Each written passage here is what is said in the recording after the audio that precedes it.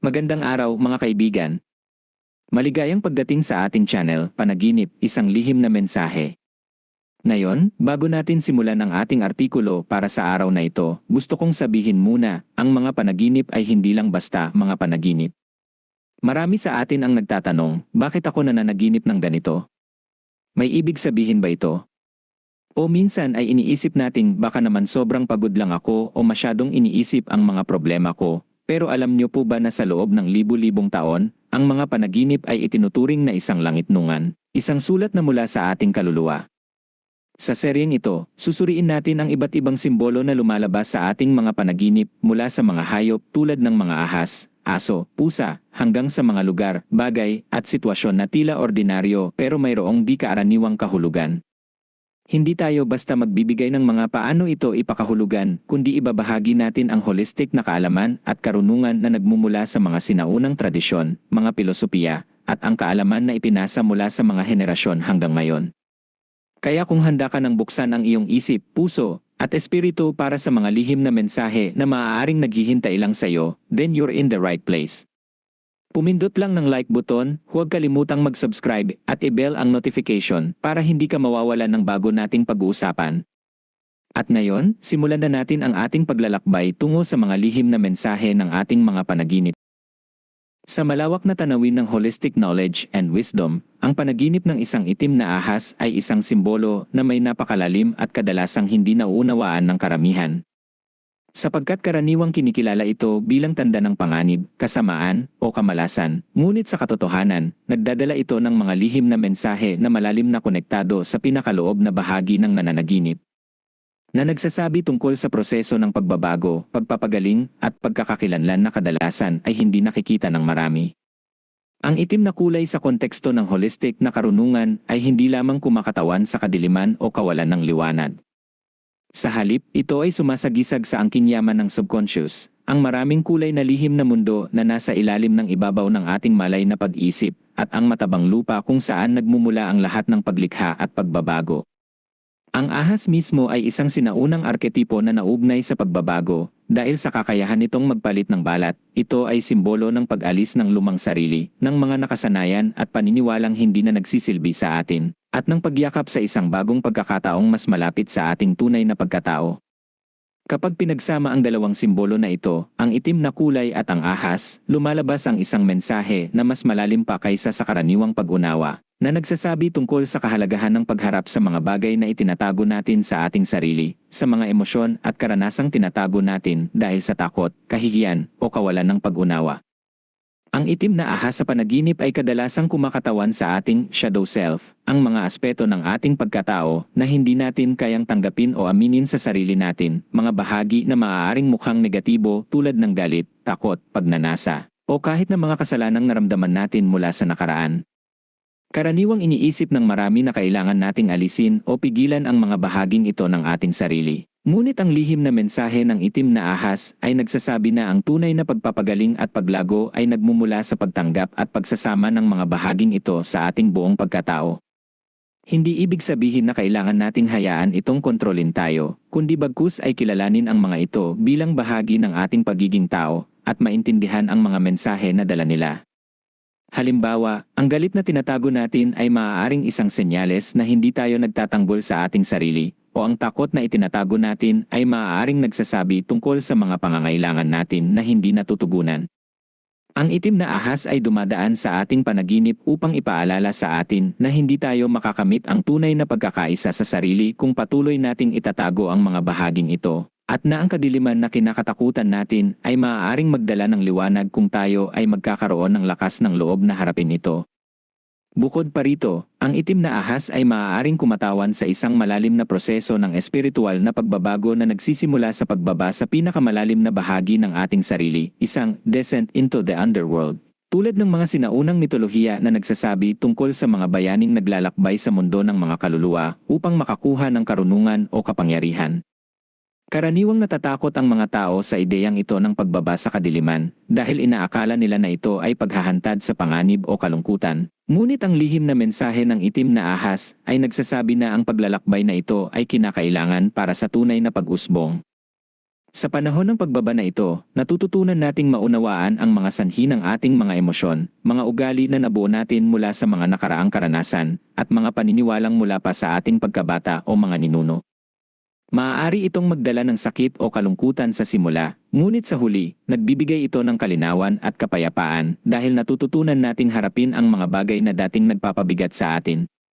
Ang itim na ahas ay nagsisilbing gabay sa paglalakbay na ito, bagamat maaaring mukhang delikado. Ito ay nandyan upang tiyakin na hindi tayo maliligaw at na makakamit natin ang karunungan na kailangan natin upang lumago. Isa pang lihim na mensahe ng itim na ahas na hindi alam ng karamihan ay ang koneksyon nito sa mga lihim na kaalaman at mga tradisyon ng mga ninuno.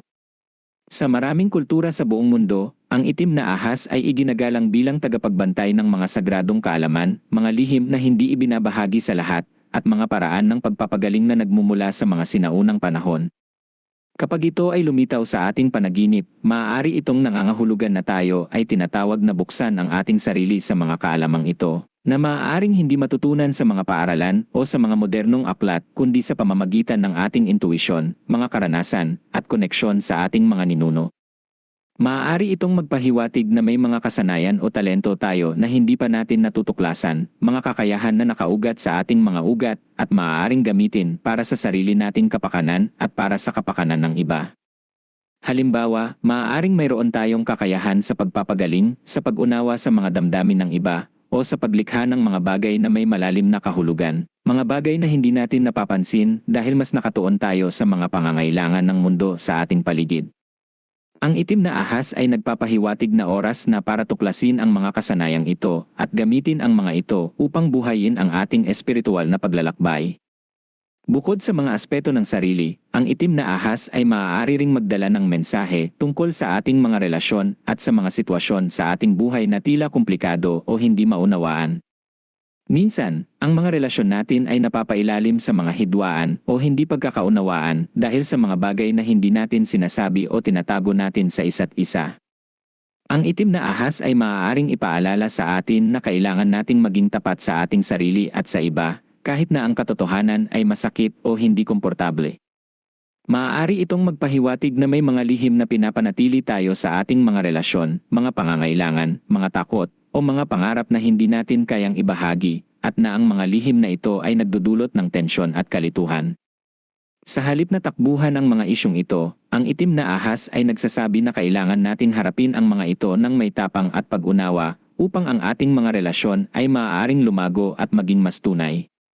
Maaari rin itong magpahiwatig na may mga tao sa ating buhay na nagdudulot sa atin ng negatibong enerhiya o humahadlang sa ating pag-unawa at na kailangan nating gumawa ng mga hakbang upang protektahan ang ating sarili at ang ating espiritu. Hindi ibig sabihin na kailangan nating putulin ang lahat ng ugnayan, kundi bagkus ay matuto tayong magtakda ng mga hangganan at maging mahinahon sa pagpapasya kung aling mga relasyon ang nagpapalakas sa atin at alin ang nagpapahina. Ang itim na ahas ay maaari ring kumatawan sa isang bagong yugto ng ating buhay na nangangailangan ng lakas ng loob at determinasyon. Minsan, ang buhay ay nagdadala sa atin ng mga pagsubok na tila napakalaki o hindi malampasan, mga pagbabago sa trabaho, pagkawala ng mahal sa buhay, o mga hamon sa kalusugan. Karaniwang iniisip ng mga tao na ang mga pagsubok na ito ay mga parusa o tanda ng masamang kapalaran, ngunit ang lihim na mensahe ng itim na ahas ay nagsasabi na ang mga ito ay mga pagkakataon para sa pagbabago at paglago. Ang itim na kulay ng ahas ay sumasagisag sa angking lakas na nasa loob natin, isang lakas na hindi natin napapansin hanggang sa kailangan natin ito. Kapag harapin natin ang mga pagsubok na ito ng may tapang at pananampalataya, natututunan nating mas mahusay na kilalanin ang ating sarili, matuklasan ang ating mga kakayahan, at makamit ang mga bagay na dati nating akalain na imposible. Ang itim na ahas ay nandyan upang gabayan tayo sa prosesong ito, upang ipaalala sa atin na hindi tayo nag-iisa at na mayroon tayong lahat ng kailangan natin upang malampasan ang anumang hamon. Isa pang mahalagang aspeto ng itim na ahas na hindi alam ng karamihan ay ang koneksyon nito sa ating sexualidad at sa ating mga pisikal na sensasyon. Sa maraming kultura, ang ahas ay iginagalang bilang simbolo ng buhay enerhiya, ng kundalini energy na umaakyat mula sa base ng ating bulugod patungo sa ating ulo, nagpapalakas ng ating espiritual na kamalayan at pisikal na lakas. Ang itim na kulay ng ahas ay nagpapahiwatig na ang enerhiyang ito ay malalim at malakas, na kailangan nating turuan at maunawaan upang hindi ito magdulot ng kaguluhan o sakit. Karaniwang kinokontrol ng mga tao ang kanilang sexualidad o mga pisikal na damdamin dahil sa mga paniniwalang natutunan natin mula sa lipunan o relihiyon. Ngunit ang itim na ahas ay nagsasabi na ang mga damdaming ito ay bahagi ng ating natural na pagkatao at maaaring gamitin bilang isang puwersa para sa pagpapagaling at paglago. Kapag natutunan nating yakapin at igalang ang ating mga pisikal na sensasyon, natututunan din nating mas mahusay na makiramdam sa ating mga emosyon at espiritual na pangangailangan, na nagdudulot ng mas malalim na pagkakaisa sa sarili at sa mundo sa ating paligid. Sa huli, ang pinakamahalagang lihim na mensahe ng itim na ahas sa panaginip ay ang pag-alala na ang tunay na kapangyarihan ay nasa loob natin, na hindi kailangan nating hanapin ito sa labas o sa mga material na bagay. Karaniwang hinahanap ng mga tao ang kaligayahan, kagalingan, at kahalagahan sa mga tagumpay, kayamanan, o pagkilala mula sa iba, ngunit ang itim na ahas ay nagsasabi na ang tunay na kagalakan at kasiyahan ay nagmumula sa loob, sa pag-unawa sa ating sarili, sa pagtanggap ng ating mga kahinaan at lakas, at sa pagyakap sa ating tunay na layunin sa buhay. Ang paglalakbay tungo sa pag-unawa na ito ay hindi palaging madali. Maaari itong mangailangan ng maraming oras, pagsisikap at pagpapakumbaba. Ngunit ang itim na ahas ay nandyan upang gabayan tayo sa bawat hakbang ng daan, upang ipaalala sa atin na ang bawat hamon ay isang pagkakataon para sa paglago, at na ang kadiliman na kinakatakutan natin ay maaaring magdala ng pinakamalakas na liwanag sa ating buhay.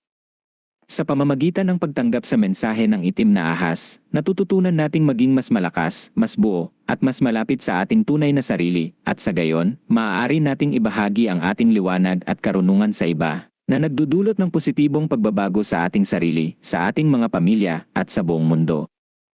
At yun na po. Sana ay meron kang natutunang bago ngayong araw, at sana'y mas maging maingat ka na sa mga mensaheng dala ng iyong mga panaginip. Tandaan, ang bawat panaginip ay isang pagkakataong makausap ang sarili mong kaluluwa. Kaya huwag itong baliwalain. Baka naman po meron kang sariling panaginip na gusto mong malaman ang kahulugan, huwag kang mahiyang mag-comment sa ibaba. At kung nagustuhan mo ito, pindutin ang like button, subscribe para sa iba pang video, at i-share mo sa mga kaibigan mong baka rin ay nangangailangan ng ganitong pag-unawa. Hanggang sa muli, mga kaibigan, ingat lagi at patuloy nating yakapin ang mga lihim na mensahe ng ating mga panaginip. Paalam!